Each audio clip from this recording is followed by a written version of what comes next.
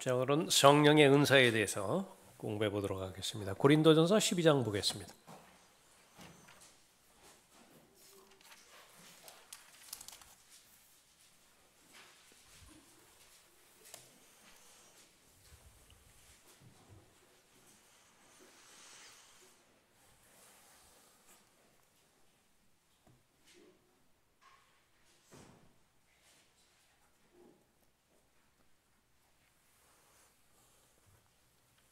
십장 1절에 보면 형제들아 이제 나는 너희가 영적인 은사들에 관해 무지하기를 원치 아니하노라.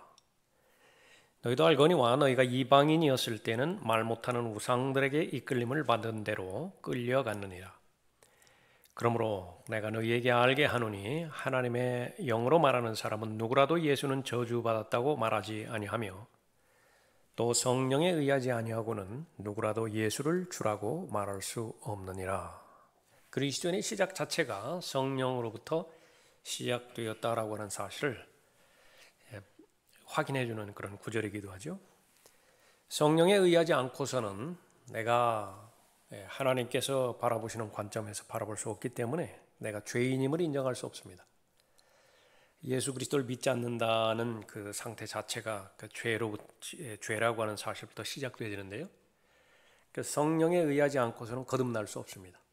물로 성령으로 거듭난 사람이 바로 그리스도인이죠. 성령께서는 말씀을 통해서 영이 죽어있는 모든 죄인을 거듭나게 해주시는 것입니다. 그러면 변화된 마음으로 예수 그리스도를 주라고 그 마음으로 시인할 수 있게 되는 거죠. 자, 그것이 시작입니다. 그리스도인의 삶의 시작이죠. 이제 목표는 무엇이냐 그러면 예수 그리스도의 영으로 거듭났으니만큼 태어났으니만큼 예수 그리스도께 자라가야 된다라고 하는 것입니다. 그래서 내가 거룩하니 너희도 거룩하라. 이것이 거듭난 모든 그리스도인에게 주어진 목적이기도 하죠. 목표이기도 합니다. 그러나 이 부분을 알기 위해서는 진리의 지식에 이르러야 되는데 그 진리의 지식에 이르를 때 가장 중요한 것은 무엇이냐 그러면 나에게 일어난 사실을 우선적으로 잘 알아야 되죠. 그래서 내가 전에는 죄의 종이었어요. 죄를 섬기고 또 이 죄를 즐겼던 그런 그 죄의 종이었습니다. 그러나 성령으로 말미암아서 교리의 본을 마음으로부터 순종했죠. 그랬더니 의의 종이 되었습니다. 거룩함에 이르는 열매를 맺게 된 것이죠. 그러니까 그것이 이제 변화된 삶입니다. 성령으로 말미암아서 두 가지 우리에게 주어진 부분이 있는데 하나는 바로 우리의 속사람이 새 사람이 계속해서 성장해서 예수 그리스도의 충만하심에 장성한 분량에까지 이르는 것이고요. 영적인 성숙이고 영적인 성장입니다. 그것에 해당되어지는 주제가 성령의 열매예요. 성령의 열매는 어떻게 맺을 수 있는 것이냐? 성령 충만을 간구해야 되고요. 말씀과 기도로 가능하게 되어집니다. 성령으로 충만해졌다라고 한다면 그 다음부터는 계속 훈련해야 돼요. 성령 충만만 구하고 훈련하는데 게을리해버렸다. 아니 관심조차 없었다. 누구 영향이냐 그러면 은사주의 영향입니다. 느낌, 감정, 또 더 나아가서는 이 칼빈주의의 누르기의 영향이죠. 나는 할 의도가 없는데 할 의지가 없는데 절대 주권이신 성령 하나님께서 나를 내 의지와는 상관없이 하나님의 도구로 사용하신다. 그런 거는 없어요. 그런 대상을 원한다고 하면 짐승이나 동물의 수준으로 살아가면 됩니다. 동물이나 짐승은 자신의 뜻이 없어요. 의지가 없다고요. 성령을 통해서 제일 먼저 배워야 되는 것은요. 성령께서 어떤 사람을 인도하시고 역사하실 때는 그 사람의 동의를 받아내야 돼요. 그 사람이 성령께 동의를 해야 돼요. 거기서부터 시작되는 것입니다. 그 다음에는 순종을 해야 돼요. 그러니까 성령께서 사용하실 수 없는 사람은 성령께서 가르쳐 주시는데 그것을 고의적인 무지 상태로 방비함으로 인해서 본인이 알려고 하지는 않아요. 관심이 없어요. 그러면 사용하실 방법이 없습니다. 두 번째로는 그 사실을 알았다 하더라도요, 그 성령을 거역해요. 육신을 쳐서 복종시킬 때에만이 그 성령께 순종을 하게 되어지는 것인데 그 부분들이 입증이 안 되어지는 것입니다. 그럼 계속 시간만 갑니다. 시간만 가는 정도가 아니라 계속 퇴보하죠. 영적인 중립지대가 없기 때문에 그렇습니다. 그래서 내가 하나님으로부터 쓰임을 받기 위해서 성령 충만, 성령의 열매, 성령의 은사를 통해서 성령으로부터 쓰임 받고자 하는 열망, 그런 그 부분들이 있기 위해서는 반드시 관심이 있어야 돼요. 필요를 느껴야 되는 거죠. 근데 그 모든 필요를 느끼게 해주시는 것은 말씀을 통해서 성령 하나님의 인도를 통해서 알려주시는 것입니다. 1절 보십시오. 형제들아, 이제 나는 너희가 영적인 은사들에 관해 무지하기를 원치 아니하노라. 나는 인문학에 그렇게 지적인 능력이 그 탁월한 사람이냐, 아니면 이공계 쪽에 능력이 더 탁월한 사람이냐, 사람들 그거 발견하게 해주려고. 나는 그림을 그리는데 소질이 있는 것이냐, 나는 음악을 하는 데서 소질이 있는 것이냐, 그것을 발견하기 위해서요. 근 20년 동안 쏟아붓잖아요. 시간은 시간이고 돈은 돈이고 관심은 관심이고, 그러니까 믿기 때문에 그래요. 그렇게 해야 사람답게 살기 때문에 그렇죠. 그거 만약에 못하면 이제 어떻게 돼요? 그 세상에서 루저로 살아간다고 세상은 편단을 내렸기 때문에 무슨 일이 있다 하더라도 교육시키는 거예요. 그러면 그 교육이라고 하는 그 부분들이 아무리 길어야 7, 80년 보장해 주는 거거든요. 그러면 그냥 흙으로 돌아가는 거예요. 그러니까 그것을 모르는 사람은 없어요. 그에 비해서 또 하나님의 말씀에 의하면 이것은 하나님의 일이라고 하는 것, 하나님의 지식이라고 하는 것은 끝이 없습니다. 영원히 지속돼요. 영원히 남아요. 근데 그것을 아는데, 그러면 그것을 아는 그 부분을 입증하는 것은 투자거든요. 정작 투자해야 되죠. 그러니까 시간을 투자하고 하나님의 말씀에 의해서 그 원리들을 가르쳐 주셨다고 한다면 그 부분들을 투자해야 되는데 그러니까 투자를 하지 않는다. 그러면 그것은 무엇이냐? 결론적으로 간단해요. 못 믿겠다는 거예요. 그건 그냥 못 믿겠다. 삶을 살아가는 데 있어서, 내가 살아가는 데 있어서 인문학은 어느 정도 내 삶에 도움을 주고, 또 내가 기술적인 그런 기술이 있으면 내가 어느 정도 도움을 주고, 그 취미 그런 거 마찬가지가 아니겠어요? 내 도움에 주듯이 종교라고 하는 이 영역도 하나의 내 삶의 한 부분으로서 정작 내 본질적인 삶의 목표를 추구하고 실행하는 데 있어서 도움이 되는 정도다. 그러니까 그거예요. 고린도전서 15장에서 그런 사람들에 대해서 부활을 믿지 않는 사람이라 그렇게 말합니다. 이제 그리스도께서 죽은 자들로부터 살아나신 것이 전파되었는데도 어찌하여 너희 가운데 어떤 사람들은 죽은 자들의 부활이 없다 하느냐, 없다고 말하느냐. 근데 열심히 종교 생활을 하기는 한단 말이죠. 성령을 우리가 계속해서 공부하는 과정 가운데서는 특별히 경험되어지지 않고 체험되어지지 않는 지식은 다 부질없는 지식. 반드시 순종을 해야 돼요. 성령에 관련된 부분에서는. 그래서 우리가 오늘 이제 성령의 은사를 그렇게 공부하게 되지는데, 성령께서 거듭나게 해주신 성령께서 원하시는 것은 두 가지라. 하나는 인격적 성장이고요. 그것은 계속해서 자신을 쳐서 복종시키고 예수 그리스도를 시인해야 되는 것입니다. 두 번째로는 능력이 있어야 돼요. 어떤 사람은 좋은데 무능한 사람이 있다. 아쉽죠. 어떤 사람은 아주 탁월한 능력을 가지고 있는데 사람이 아니에요. 사람이 못됐어요. 아쉽다. 그 부분도. 그러니까 두 가지 다 절대로 포기해서는 안 돼요. 사람 됨됨이가 되어야 되면서 그 사람은 능력이 있어야 된다. 하나님의 사람도 마찬가지입니다. 구원 받는 데 있어서는 과정이 필요 없어요. 그러니까 순간적으로 마음에서 일어나는 일이기 때문에 거듭나게 되어지는 것입니다. 그러나 거듭난 이후에 일어나는 모든 부분들은요, 시간이 투자되지 않으면, 노력과 열정이 투자되지 않으면, 다시 말하면 선한 일에 철저히 구비되지 않으면 아무것도 일어나지 않아요.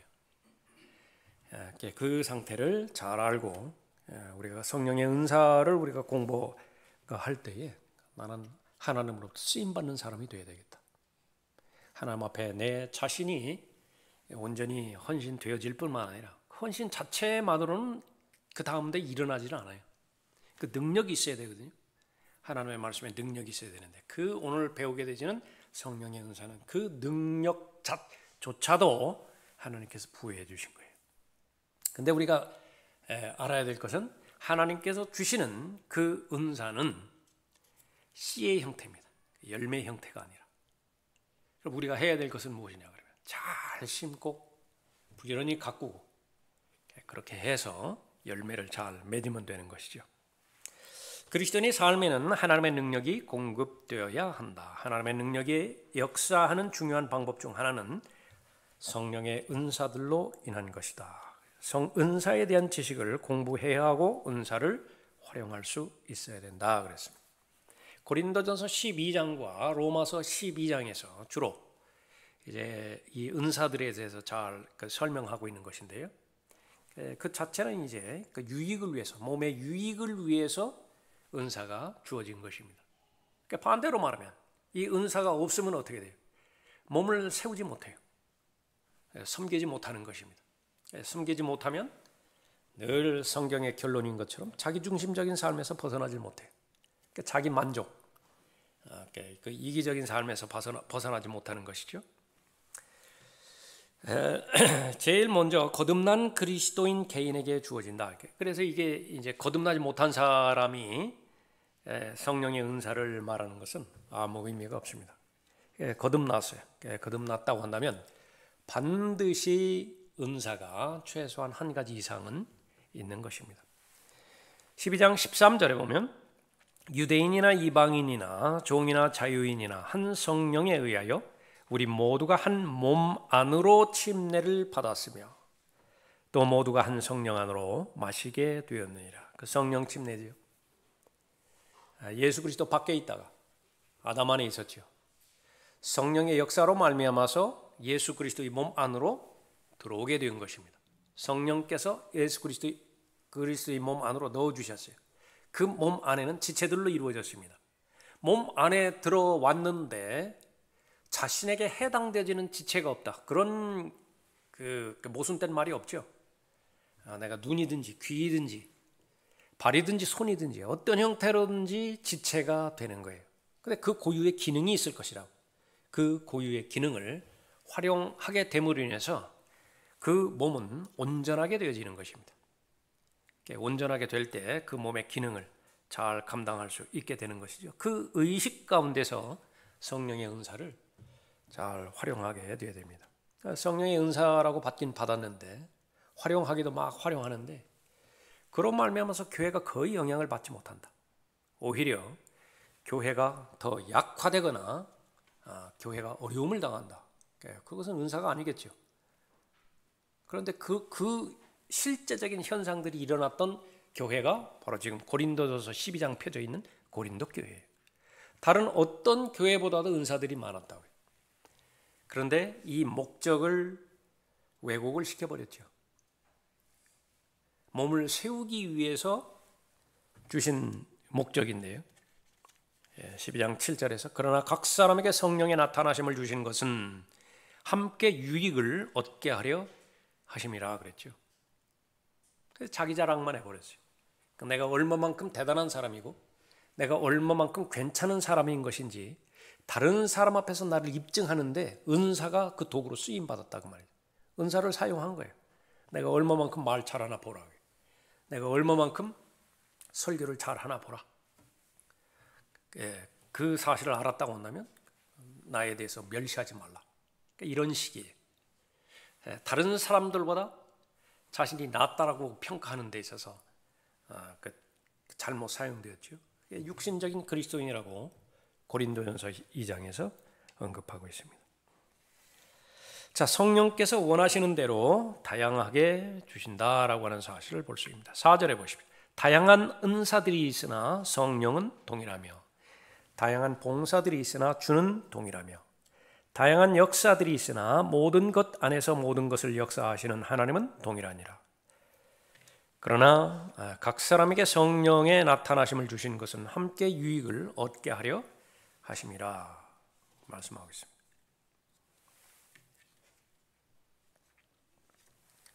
로마서 12장 5절에서도 이와 같이 우리 많은 사람이 그리스도 안에서 한 몸이 되어 각 사람의 서로 지체가 되었느니라. 그러므로 우리에게 주어진 은혜에 따라 가진 은사들이 다르니 그랬죠.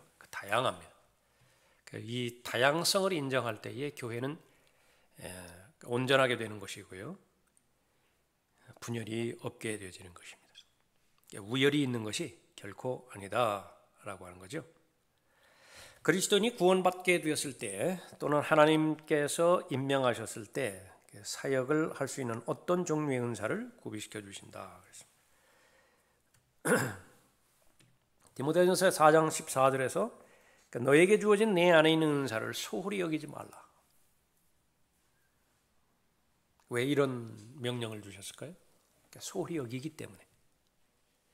1절에서도 은사들에 관해 무지하기를 원치 아니하노라. 왜 이런 말이 전해져 있느냐? 무지하기 때문에.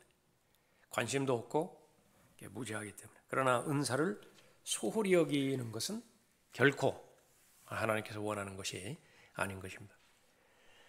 하나님을 두려워함으로 인해서 온전한 지혜 가운데 잘 다룰 수 있고요, 은사를 소홀히 여기지 아니함으로 해서 하나님을 멸시하지 않을 수 있어요. 그래서 믿음이 성장하면 성장할수록 실제 구체적인 영역에서 내 믿음이 적용이 되더냐라고 하는 것을 끊임없이 확인해 보는 것이 자기 자신을 성찰하는 거예요. 늘 우리가 살펴보는 거지만 총론에만 머무르게 하는 것, 그건 마귀의 아주 대표적인 공략이에요. 하나님 앞에 하나님의 은혜에 감사한다. 하나님의 베풀어 주신 은혜답게 살아야 된다. 그런 말들은 누구나가 다 할 수 있다. 다만 구체적인 영역에 있어서 나에게 반드시 한 가지 이상 은사를 주셨다라고 하는 것이 확인이 되었다고 한다면 그것을 내가 처음에는 발견을 해야 돼. 그러니까 무슨 수로 발견을 하는 것이냐? 두드려 보지 않으면 발견할 방법이 없어요. 두드려 봐야 열려 있는지 닫혀 있는지 알죠. 그러니까 그것은 무엇입니까? 시도예요. 끊임없이 시도해 봐야 되는 것입니다. 또 하나님의 말씀 가운데서 우리에게 권면하는 말씀이 있고 명령하는 말씀이 있고 가르치는 말씀들이죠. 일일이 두드려 봐야 돼요. 일일이 확인해 봐야 돼요. 그러면 그 안에 내게 주신 은사를 이제 확인하기 시작되어지는 것인데요, 그 은사를 확인하는 그 순간부터 이제 개발되어지기 시작합니다. 계속 반복하죠. 계속 연습하죠. 그럼 커가는 거예요.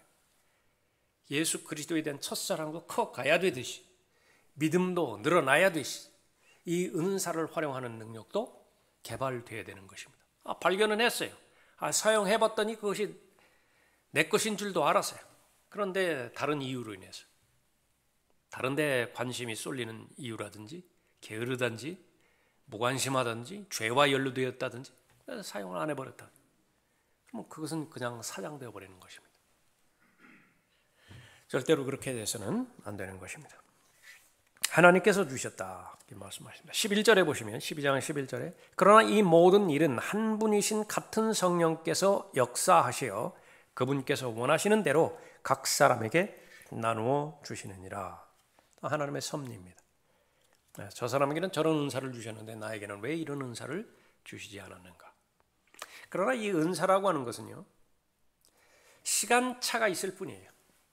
나머지 부분들은 다 시간이 흐른 다음에는요, 동등하게 다 소유할 수 있습니다. 예를 들어서 예언의 은사가 있다. 성경을 가르치는 것입니다. 죄에 대해서 드러내는 것이, 앞으로 되어질 일들에 대해서 하나님의 말씀을 통해서 그 은사를 주신 것이, 그러면 그 예언의 은사를 사용했을 때에 주로 이제 설교자가 그 은사를 활용하겠죠. 잘 했어요. 그러니까 순서는 설교자에게 먼저 그 예언의 은사를 주셨다 뿐이에요. 시간이 지났는데 그 예언의 분량을요, 그 성도들이 다 공유하지 못했다. 그럼 그 예언의 은사 사용한 건 아니죠. 사용했다 하더라도 잘못 사용한 거예요. 그 결과는 어떻게 되는 것이냐? 다 예언의 진리의 지식을 다 가지고 있는 것입니다. 그러니까 다 예수 그리스도를 기다리는 준비와 그 태세를 갖추고서 하루하루 살아간다. 그것이 바로 은사를 주신 능력이죠. 그런 것들입니다. 은사를 찾아내는 것은 자신에게 달려 있고요. 부지런히 내게 주신 은사가 무엇인가? 내 자신에게 달려 있습니다. 다른 사람에게는 다 저런 은사들이 있는데 나에게는 없다. 그렇게 불평하는 사람. 처음에는 그렇게 가능하겠지만요. 그것이 계속 되어진다고 한다면 그것은 게으른 경우가 그 가능성이 제일 많은 것입니다. 12장 31절에 보면 오히려 너희는 최상의 은사들을 열망하라. 이제 내가 너희에게 더 좋은 길을 보여주리라 말씀하고 있습니다. 그래서 이 은사들에 대해서 열망하기를 그렇게 바라는 것입니다. 결론적으로 그 최상의 이 은사들은요, 예언의 그 은사와 지혜의 은사와 지식의 은사와 믿음의 은사, 교회에게 주신 그런 은사를 말하는 것입니다. 그래서 그 과정 가운데 하나가 성경 볼 때 기도하시는 거예요. 깨우쳐 주시라고, 깨닫게 해 주시라고 말하는 것입니다. 에베소 4장 7절에서 그러나 우리 각자에게 그리스도의 은사의 분량대로 은혜를 주셨으니 그러므로 말씀하시기를 그가 위로 올라가실 때 사로잡힌 자를 사로잡아 갖고 사람들에게는 은사를 주셨다고 하셨느니라. 에베소 4장에서 나오는 은사는 사람의 은사를 주신 거죠.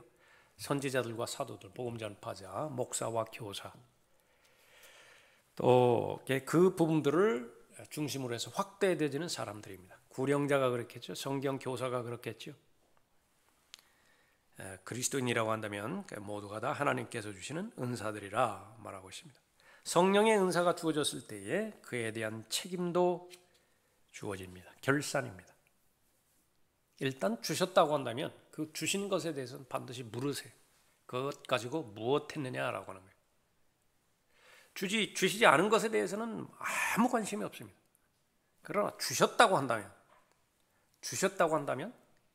묻는다. 복음을 주셨나요? 예, 주셨어요. 합당하게 살았느냐? 반드시 결산하신다고요. 상속을 주셨나요? 예, 주셨다고요. 유업을 주셨다고요. 거기에 합당한 삶을 살았는가? 반드시 확인한다라고 하는 거죠. 그것이 바로 그리스도의 심판석에서 관련된 부분입니다. 이는 우리 모두가 반드시 그리스도의 심판석 앞에 나아가서 선이든지 악이든지 각자 자기가 행한 것에 따라 자기 몸으로 행한 것들을 받을 것이기 때문이라 그랬습니다.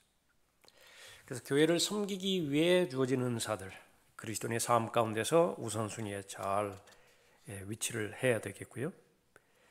또 이 주신 은사들을 하나님의 목적대로, 하나님의 방법대로 잘 활용했을 때에 그때에 비로소 하나님께서 영광 받으시는 것입니다.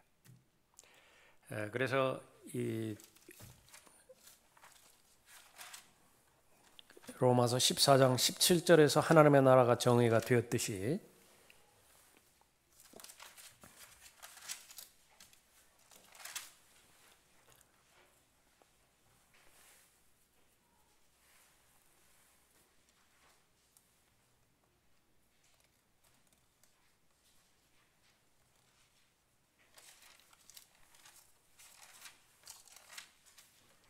하나님의 나라는 먹고 마시는 것이 아니라 다만 성령 안에서 의와 화평과 기쁨이라. 성령의 열매를 대표하는 세 가지 덕목이죠. 이러한 것들로 그리스도를 섬기는 자는 하나님께 기쁨이요 사람들에게는 인정을 받느니라. 그래서 이러한 것들은 위로부터 부여해 주시는 것이에요. 성령 하나님을 통해서 주시는 선물들이죠. 그 선물들을 먼저 받아야 돼요. 은혜를 먼저 받아야 되고, 사랑을 먼저 받아야 되고, 용서를 먼저 받아야 되고, 죄 사함을 먼저 받아야 돼요. 그래야 전달해 줄 수 있어요. 그래야 전달해 줄 수 있는데, 하나님께서 원하는 건 그것만 원하시는 것이라. 없는데, 하나님께서 주시도 않았는데 내가 억지로 만들어가지고 그것을 마치 하나님과 관계가 있는 것처럼 다른 사람을 섬기고 하나님의 일이라고 한다는 것은, 그것은 바로 바리새인들의 경우를 통해서 넘치도록 보았어요. 그것은 하나님과는 아무 관계가 없는 것입니다. 그것은 불쾌하게 하는 일들이죠. 그래서 성령의 열매도 성령을 통해서 먼저 맺어야 되고요. 그 맺은 열매를 통해서 섬겨야 되고, 성령의 은사 역시 마찬가지로 주신 은사를 발견하고 개발하고 그런 과정을 통해서 예수 그리스도를 섬기는 것입니다. 그럴 때에 하나님께 기쁨이요 사람들에게는 인정을 받느니라 말씀하고 있습니다. 은사들의 종류 개략적으로 한번 살펴보죠. 성령의 은사와 마귀의 은사가 있습니다. 그 능력이라고 하는 차원에서 봤을 때에 성령께서도 능력을 주시지만 마귀도 그 능력을 주는 것이에요. 마귀가 주는 능력을 가짜 은사 그랬습니다.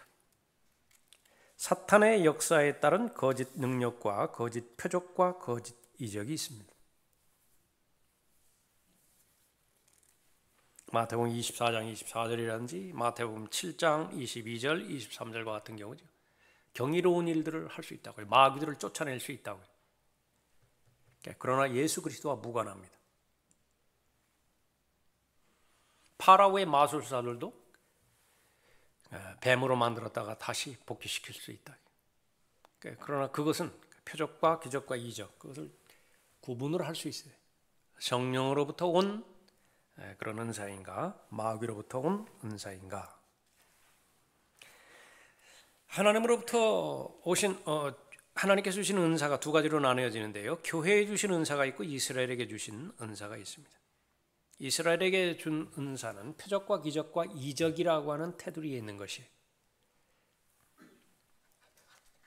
그래서 이 고린도전서 12장에서는 유대인과 이방인이, 지금 구원받은 유대인과 구원받은 이방인이 섞여 있습니다. 과도기예요.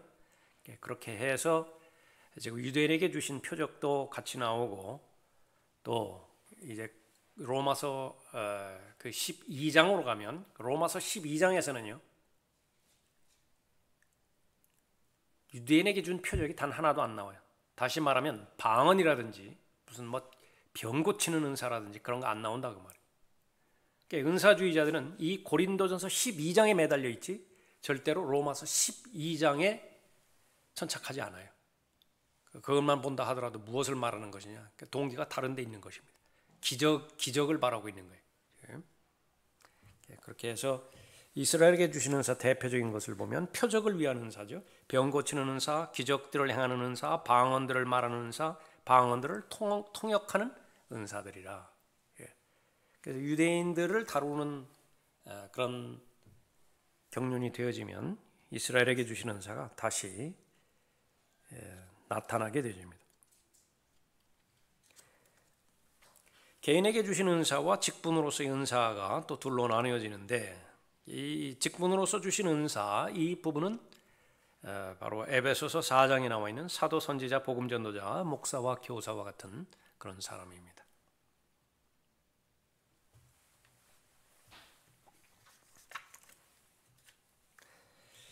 교회에 주신 은사, 그 유익을 주기 위해서 교회에게 주신 은사를 주셨다 그렇게 말하고 있는데, 모든 지체들이 몸 전체의 유익을 위해서 조화를 이루는 글입니다 말합니다. 거기 찾아보십시오. 베드로전서 1장 5절에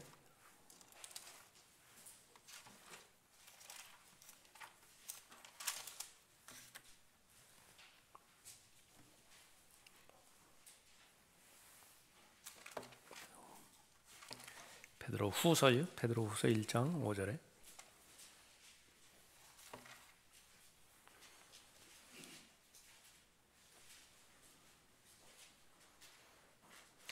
이뿐만 아니라 너희가 더욱 전심전력하여 너희의 믿음의 덕을 덕의 지식을 지식의 절제를 절제의 인내를 인내의 경건을 경건의 형제 우애를 형제 우애의 사랑을 더하라.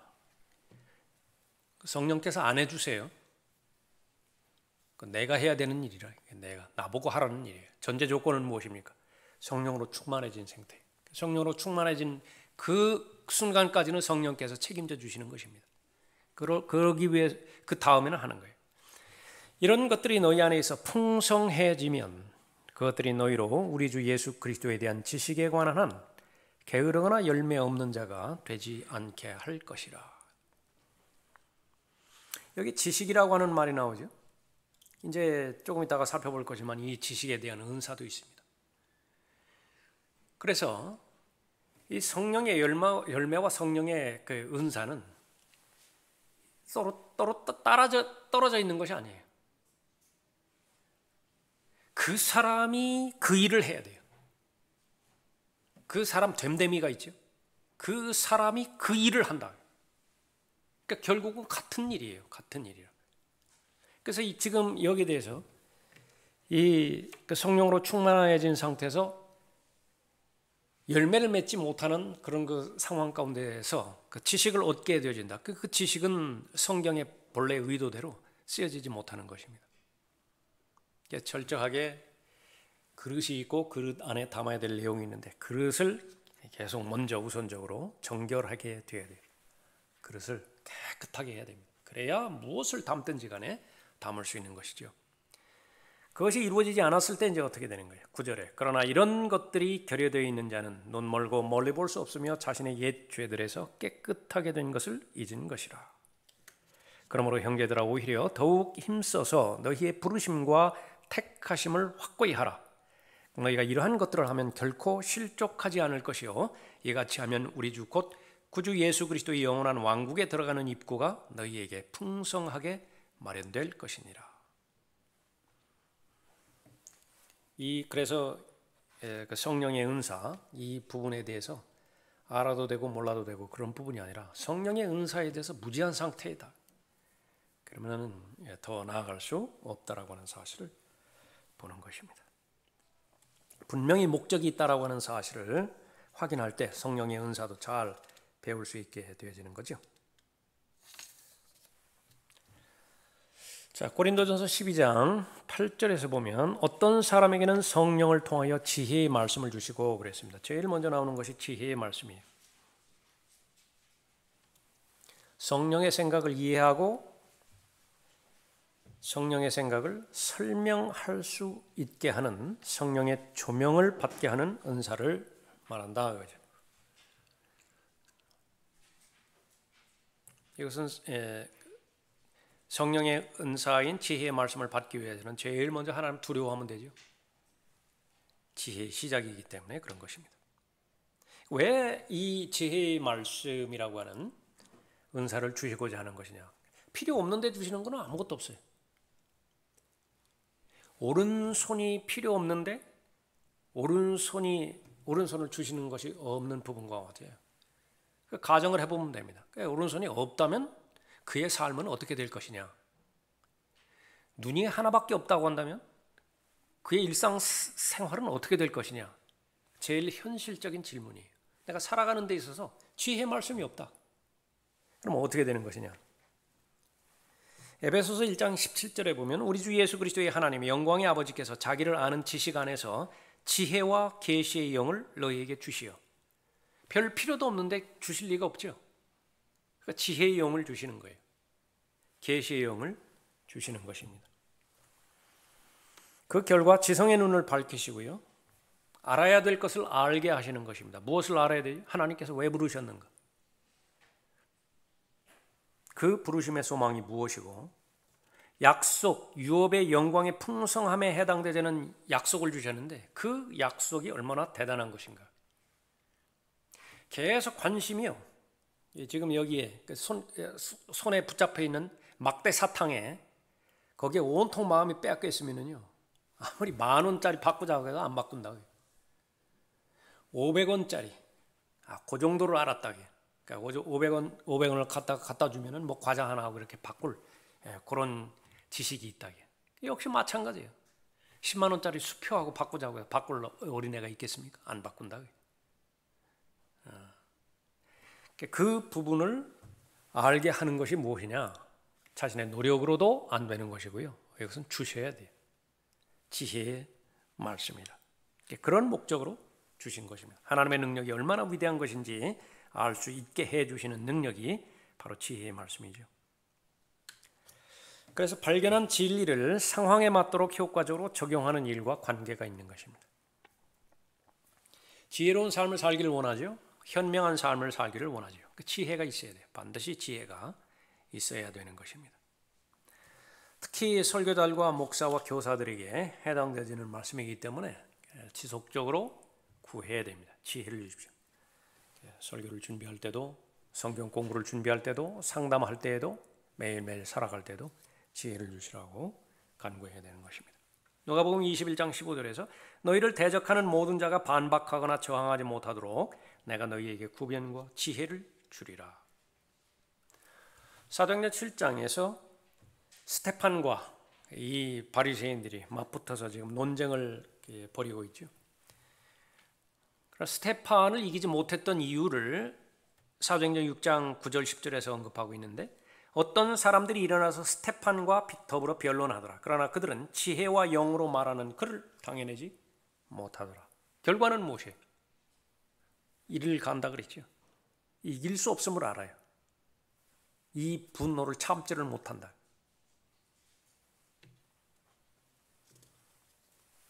그래서 이 지혜의 말씀을 통해서 잘못된 모든 가르침들과 잘못된 교리들, 그것을 바로잡는 것인데 1차적으로 폭로하는 것입니다.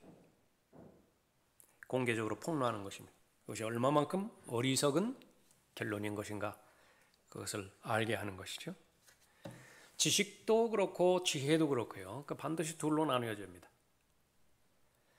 위로부터 오는 지혜가 있고 땅으로부터 오는 지혜가 있다고 야고보서에서 언급하는 것처럼 하나는 마귀적인 그런 그 지혜이고요. 하나는 성령께서 주시는 지혜인 것입니다. 그래서 덮어놓고 그 지혜가 좋은 것이다. 지식이 좋은 것이다. 지식이 없는 사람은 그렇게 크게 망할 이유도 없어요. 그 지식이 많기 때문에 크게 망하는 것입니다. 하나님으로부터 온 것인가, 땅으로부터 온 것인가, 그것을 잘 구분할 수 있어야 돼요. 영감 역시 마찬가지죠. 소크라테스 같은 사람도 영감을 많이 인용한 사람입니다. 영감을 받아서 예술을 한다. 영감을 받아서 글을 쓴다. 어디로부터 온 영감인가? 구분할 수 있어야 되죠. 야고보서 3장 15절에서 이러한 지혜는 위로부터 내려오는 것이 아니라 땅에 속한 것이요 정욕적이며 마귀적인 것이니라. 그 지혜로 잘 무장을 했는데 많이 배웠는데 그 결과 어떻게 되는 것이냐면 하나님으로부터 더 많이 멀어져 버렸어요. 많이 배웠는데 그 배움의 그 지혜와 지식을 근거로 해서 많은 사람에게 영향도 끼치는 것인데 모두가 다 마귀가 원하는 그런 결과를 다 초래한다. 야고보서 1장 5절에서 너희 중에 누가 지혜가 부족하면 모든 사람에게 아낌없이 주시고 꾸짖지 아니하시는 하나님께 구하라. 그러면 그분께서 주실 것이라. 열망하라고 그랬죠? 나는 지혜가 필요한데 지혜가 없는 것이 현실이다. 그럼 구하면 되는 것입니다. 그 다음에는 이제 지식의 말씀이에요. 어떤 사람에게는 성령을 통하여 지혜의 말씀을 주시고 또 어떤 사람에게는 같은 성령을 따라 지식의 말씀을 그랬죠. 골로새서 2장 3절에서도 그의 안에는 모든 지혜와 지식의 보화가 감추어져 있느니라. 이 지식의 말씀이 없으면 그러면 어떠한 삶을 사는 것이냐? 지혜의 원천은 하나님이죠. 지식의 원천도 하나님이시죠. 그러면 그것은 하나님의 관점을 말하는 거예요. 하나님의 지혜라고 하는 것은 하나님의 관점을 말한다. 하나님의 지식이라고 하는 것은 하나님께서 바라보시는 방향을 말하는 것입니다. 그러니까 내가 하나님과 같은 위치에 서서 세상을 바라보기 위해서는, 하나님과 같은 위치에 서서 육신을 정의하기 위해서는 지혜와 지식이 반드시 필요한 것이죠. 그런데 이게 없어요. 그 지혜와 지식이 없다라고 한다면 하나님의 견지에서 바라보는 삶의 가치관을 바라보는 것이 아니라 세상적이고 일시적인 가치관을 갖게 된다. 예를 들어서 나 자신만 한번 생각해 보자. 하나님의 지혜와 하나님의 지식이 없을 때는요, 내 인생은 내 거예요. 그거 부인할 사람이 누가 있어요? 내가 가지고 있는 모든 것은 나의 소유이기 때문에 내가 주체적으로 계획하고 주체적으로 시도하고 그래서 결국은 주체적으로 내가 책임질 것이라고요. 나 간섭하지 말라고. 근데 그것을 능력 있게 계획하고 능력 있는 자신의 목적을 성취하기 위해서는 내가 이제 투자를 하는 거죠. 그래서 막 열심히 공부하는 거예요. 열심히 돈 벌고 열심히 시간 관리하고 새벽형 인간이 되고 그렇게 하는 것이라.